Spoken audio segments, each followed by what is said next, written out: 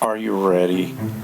Are you ready? For a podcast hosted by George T. Who the hell are you? I am the movie geek. Who are you? I am the movie geek. You are such a geek. Thank you. And now, on with the show.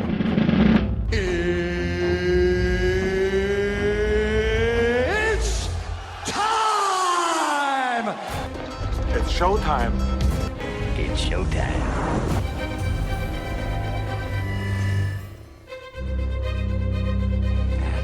Here we go. Welcome back into the Movie Geek Podcast. My name is George T. And as always, this is the Movie Geek Podcast. This episode, we are going to talk, obviously we're still in the spooky season, but we are going to talk about things that you should probably binge watch. And they're by Mike Flanagan. Mike Flanagan has done some amazing work in the field of horror, and the reason why I say this is because I read some news about a upcoming program that he's going to be doing, and some other projects that he's going to be working on with Stephen King books. So this is going to be about all of his work. In the following weeks, next week I'll have my M. Night Shyamalan episode because Trapped is out on Max, so I'll be able to watch that and then compare Watchers and Trap and then give you my honest opinion of his work. I think he has done some really good stuff, and there is some really terrible stuff he's done. And I've got a lot more planned, but for now, and I will apologize ahead of time, there will be no video for this one. YouTube is still in work of progress because this computer of mine is literally shit. So, yes. So, I tried to upload 2 videos last week, and I was only able to upload 1. So, we are still in the process of doing that. Hopefully by Season 2, when we start in January, Season 2, everything will be fixed. Maybe I'll have a new laptop, and we can go from there. But anyway, that is not what we're talking about today. Spooky season. In my last episode, I talked about movies that you should watch or should be able to watch with your kids. And I wanted some feedback. For the most part, there wasn't much feedback, so I'm not sure. And maybe you agreed, disagreed, but I would like some comments. I deliberately left a movie called Hocus Pocus off the list. I wanted to see if that would generate some comments as to why I didn't put it on the list. But Hocus Pocus is obviously clearly a family favorite of many, many families. Filmed in Salem, Massachusetts. And for anyone who's not a Massachusetts resident, Salem is a horror show, obviously, during the holiday season of Halloween. We stay away from it as best we can because obviously the tourists are just all over the place. And I get it. It is iconic because of the Salem witch trials and, just the ambiance of it. But as Massachusetts residents, we can go any time of year and enjoy it. We don't need to during the Halloween season. So, but Hocus Pocus I did leave off the list. I was hoping that I could get some pushback on that, but I didn't. So, all right. So let's get into Mike Flanagan. I've been a big fan of his for a while now. And recently he wanted to redo the Dark Tower novel series for Amazon Prime. Obviously, they tried a movie about this. It starred Matthew McConaughey and Idris Elba. It was a failure. So Mike Flanagan taking this over. I know the Dark Tower. I've heard people talk about these books. So I'm curious to see what he is going to do with those Dark Tower books. That is coming out. It's in production now, and it'll be out in 2025, probably late 2025. But the bigger news is that Mike Flanagan is officially adopting Stephen King novels. He will first attempt to do a Carrie TV show, and I'm all for it. Carrie was one of my list of movies. I can't wait to see what his take on Stephen King's novel was. Obviously, there have been 3 Carrie movies. The original with Sissy Spacek was one I grew up with, and then there were 2 more that were made. One of the remakes was done in 2002.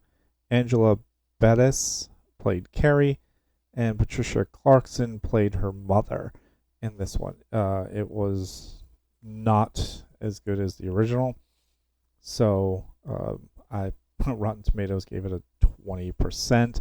I would agree with that. The other Carrie movie that came out was 2013. This one was actually a lot better. This was a remake as well. Chloe Grace Moretz played Carrie, and Julianne Moore played her mother. So this one was a hell of a lot better. And I don't really like remakes of certain things, as we all know, but this one was actually pretty decent. There were some other Carrie-inspired movies. There was The Rage Carrie 2 in 1999. Like Carrie Didn't Die or something. That one was pretty trashy. And then they made another one, Resurrecting Carrie, 2012. It was a horror short. Again, we're grasping at straws when we start doing stupid things, basically. And that was, terrible. So one remake was pretty good. The other one, not so much. So I'm looking forward to seeing what Mike Flanagan has in store for the Carrie book. And again, it was a really scary movie. Carrie was very gifted, and her mother was deeply religious. Didn't want her to show off her powers for, obviously being scared and, a devout follower of her religion. She thought she was ashamed of her daughter. So this looks pretty good from the shoot. Now, he has done a few of Stephen King's stuff already. He did Gerald's Game in 2017. Gerald's Game was very, very good, and it is more psychological horror, which is okay with me. Then in 2019, he did Dr. Sleep, which was the sequel to The Shining. I didn't really like this. I thought, one, it was obviously years too late. Also, I just could not get into this movie for whatever reason. He does have one that's coming out in 2025, The Life of Chuck, which looks pretty decent. It's got Tom Hiddleston in it and Mark Hamill. Mark Hamill was in a few of his shows, and I'll talk about these shows very shortly. So this comes out in the summer of 2025. So look for The Life of Chuck for next summer. All right, so Gerald's Game, we can go back to this. And he used these actors in his TV shows as well. Gerald's Game was about a married couple going away on a weekend away, trying to salvage what was left of their relationship. They've been just needing some time to really figure out what they were about. The husband decides to spice a little up in the bedroom, handcuffing her to the bed. The actress that I'm talking about is Clara Gino, a very good actress. I probably screwed up her last name. Bruce Greenwood plays the husband in this one. So they're spicing it up. They're doing a little foreplay. and he has a heart attack and dies on the floor. So now she's trapped in a bed with handcuffs. No chance of finding a key because the husband is on the floor and he's dead. There's no way to scream for anybody because they're in a remote woods where there's nobody around. So, she starts to get delirious and, then starts reminiscing about, the good times and the bad times. And it just plays with the mind. And then, suddenly a dog comes in the room and starts eating the husband. Again, this is all kind of in her mind. When the couple seems to have gone missing, she is, rescued, obviously, where they find the husband dead on the floor and so on. But it is obviously clearly psychological, and it is really good. So if you can, Netflix has this. I also remember some of his early work, Oculus in 2013. This movie was pretty decent. It starred Karen Gillan and Katie Sackhoff in a twisted, haunted mirror that caused the demise of their parents. Obviously, they play sisters, and they have to stop the mirror and its dark secrets from killing them as well. So it was pretty decent. Hush was another one, 2016. This is also plays on very psychological and just the creepy stalker feeling. A deaf writer who retreats to a woods to live in solitary life, only to be hunted by a masked killer.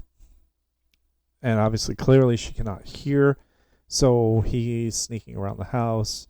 Obviously, he does not know, or maybe he does, but being very careful, and she winds up turning the tables on him as she figures out that there's somebody else in the house. So this one was actually pretty good as well. That's also on Netflix.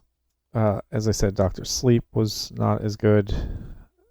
So let's get into a few of his series. And this is where he really excelled in my eyes. And I really, really fell in love with his work is the series that he put on Netflix. Starting with The Haunting of Hill House.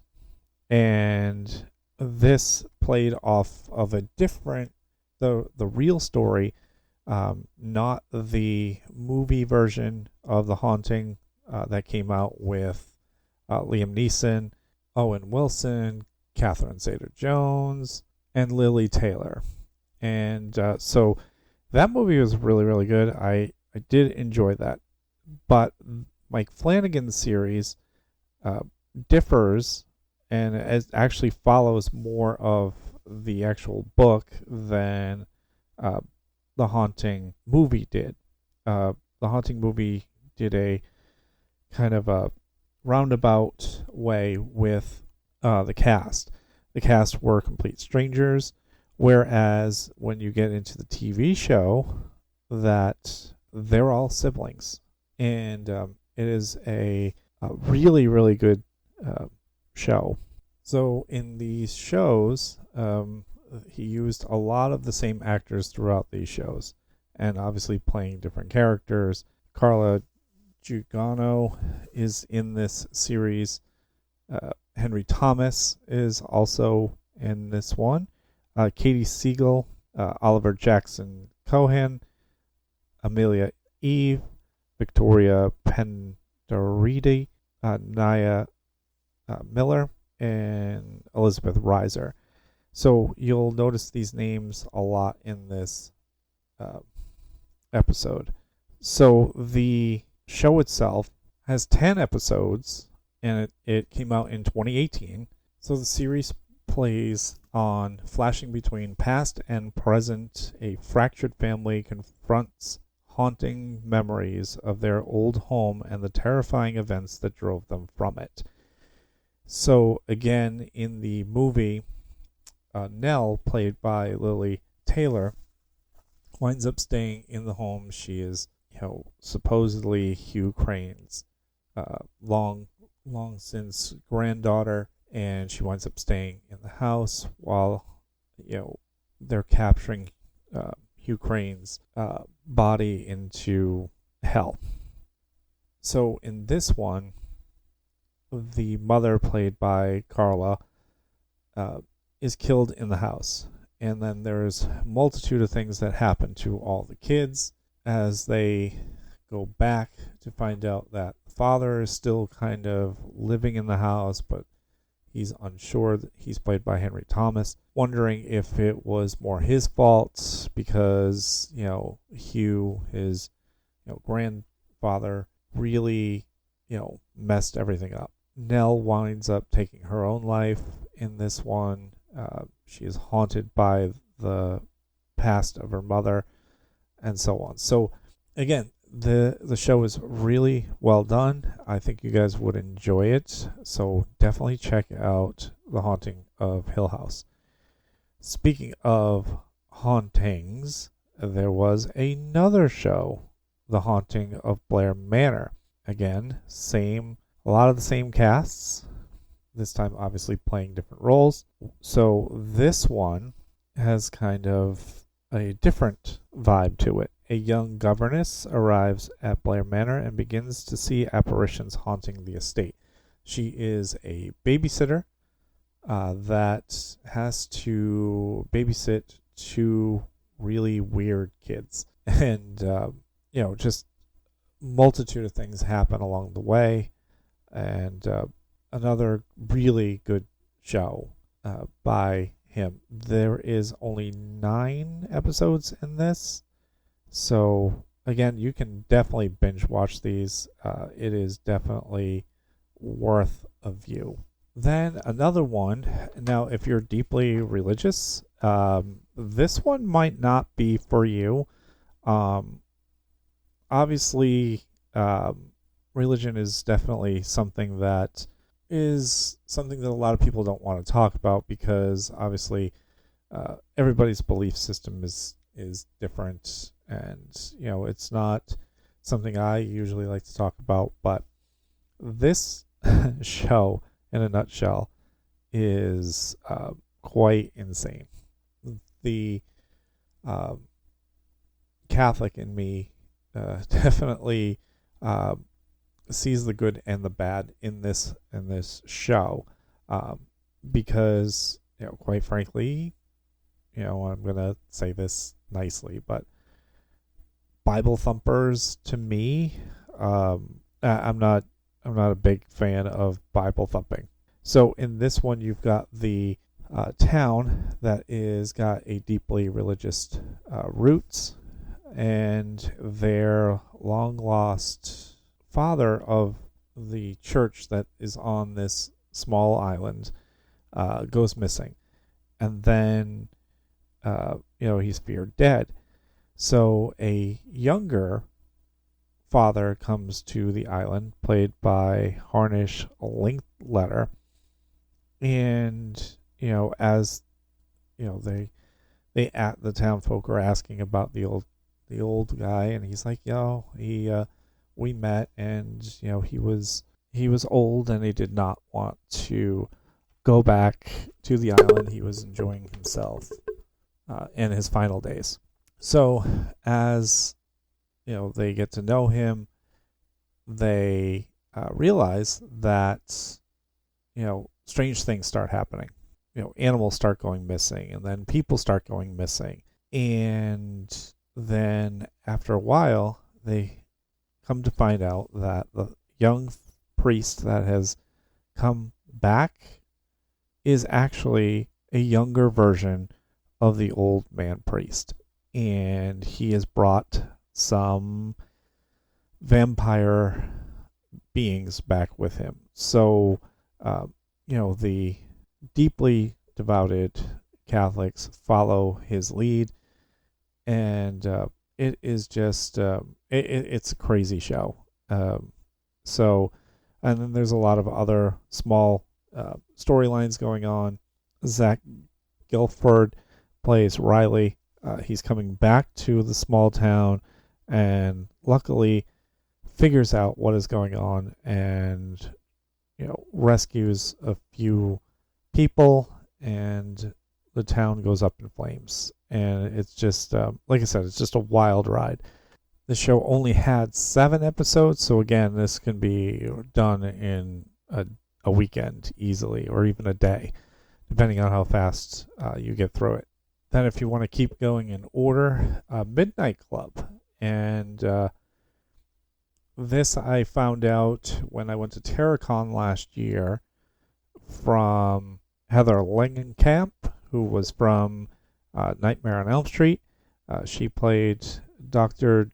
Georgina in this show. So this show, again, has a lot of the same actors, and this is about a place of healing, so to speak. So a young girl, played by Iman Benson, realizes that she has cancer, and her stepfather cannot take care of her anymore. He wants to put her up in this place. So there is a bunch of kids in this place, and they all have incurable diseases. And so you've got a wide range. So the reason why they call it the Midnight Club is because every night, around midnight, they would go down to the library and they would tell scary stories. And they bonded in many different ways until Iman's character realizes that there's more to the place than meets the eye, and that there is a cult underneath the building trying to use these kids for more power. And again, it's a strange show. It is definitely worth a watch as well. And again, he does such an amazing job with the writing, just the story detail. Again, it's a midnight club that meets every night, and strange and supernatural happenings start going on. So this one also only has 10 episodes, so this one's a little bit longer. And then finally, and this one is probably the most unreal and craziest show he has done to date, and that was The Fall of the House of Usher. And again, a lot of the same casts. If you remember The House of Usher from Edgar Allan Poe, it is a great piece of literature. So in this one, Bruce Greenwood is back. He plays Roderick Usher. Mary McDonald plays Madeline Usher. 2 power-hungry kids who sold their souls to the devil and are now being paid their dues. Mark Hamill plays their lawyer in this one. Like I said, he's been in a few of these projects, and I think going forward with Mike, these characters will continue to go through. So each one of the Usher children is killed off one by one, and some in the most heinous ways, but they are followed around by Carla Jajari. She plays a woman from Roderick's past who seemingly is Lady Death, and she comes to collect the souls of Roderick's children. So there is they are a major billionaire. They've got a pharmaceutical company, and Roderick has been under investigation for a long time. So he invites the lead detective to his burned down house and starts telling the story of how his children all died. and that he wants to confess on how he supposedly did it. And just every episode is more terrifying than the other. And Mark Hamill plays an amazing crooked lawyer. Mary McDonnell's Madeline character is just as ruthless. She is cutthroat. And Roderick is played well by Bruce Greenwood, and he is the most sympathetic of the ushers in the show, and you really kind of feel his anguish. But again, these two, Madeline and Roderick, if they had never met Carla's devilish persona, maybe they wouldn't have sold their souls to the devil and their kids would still be alive, even though their kids were bloodsuckers. I mean, just pure bloodsuckers. So those are my recommendations. If you've got time, obviously next week is the end of spooky season, with Halloween being on Thursday. This will be the first one for AJ, obviously, as he's going to be turning 9 months. George's 16th, obviously, and we're looking forward to that. But again, Mike Flanagan has done some very interesting work. I hope that you will check it out. Maybe someday I can get a script into his hands. I'm just throwing it out there. I've got an interesting one. But anyway, regardless of that, I just want to thank everyone for listening. I do want to say also, for spooky season, remember Jennfier Nagel, who was kind enough to be my first guest, and so far my only guest. Her season 7 of her Queen Malvia series is out on YouTube. If you go to my channel, obviously on YouTube, her links are there, and you can check out season 7 of the series. Episode 1 and 2 are out right now, so she'll be dropping more of those, and her Halloween special as well. So definitely check that out as well, and I'll keep you informed of any more stuff that she's doing. Maybe even bring her back, next season, or maybe again soon when she gets through another project. But I want to thank everyone for tuning in. Next week, like I said, we'll do an M. Night Shyamalan episode. Try to sneak in another 1 or 2 before Halloween, and then after that, it's somewhat all downhill from here. We go to Thanksgiving and then Christmas, and I'm going to leave it on that note. So thank you all for listening again, and we will see you at the movies. See you next time. Bye. Waiting for you. Goodbye. Goodbye. Goodbye. Hasta la vista, baby.